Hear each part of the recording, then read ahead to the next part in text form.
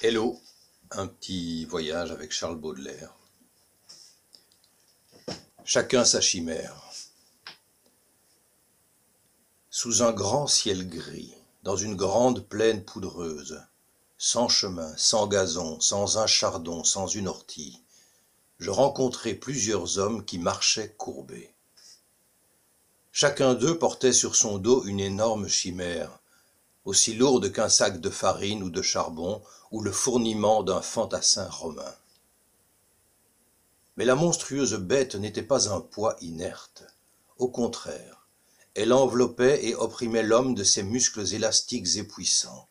Elle s'agrafait avec ses deux vastes griffes à la poitrine de sa monture, et sa tête fabuleuse surmontait le front de l'homme, comme un de ces casques horribles par lesquels les anciens guerriers espéraient ajouter à la terreur de l'ennemi.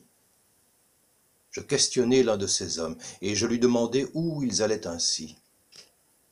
Il me répondit qu'il n'en savait rien, ni lui ni les autres, mais qu'évidemment, ils allaient quelque part, puisqu'ils étaient poussés par un invincible besoin de marcher. Chose curieuse à noter, aucun de ces voyageurs n'avait l'air irrité contre la bête féroce suspendue à son cou et collée à son dos. On eût dit qu'il la considérait comme faisant partie de lui-même. Tous ces visages fatigués et sérieux ne témoignaient d'aucun désespoir. Sous la coupole splénétique du ciel, les pieds plongés dans la poussière d'un sol aussi désolé que ce ciel, ils cheminaient avec la physionomie résignée de ceux qui sont condamnés à espérer toujours. Et le cortège passa à côté de moi et s'enfonça dans l'atmosphère de l'horizon, à l'endroit où la surface arrondie de la planète se dérobe à la curiosité du regard humain. Et pendant quelques instants, je m'obstinai à vouloir comprendre ce mystère. Mais bientôt, l'irrésistible indifférence s'abattit sur moi, et j'en fus plus lourdement accablé qu'ils ne l'étaient eux-mêmes par leurs écrasantes chimères.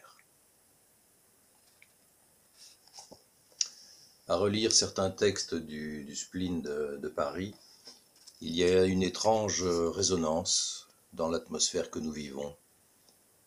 Voilà, ces textes qui sont déjà magnifiques ont une texture toute particulière aujourd'hui. Je vous souhaite une bonne journée. Ici, il y a du soleil, même plein soleil à Bruxelles. J'espère qu'il en va de même chez vous, que ça nous égaye un petit peu. En principe, à demain. Bye.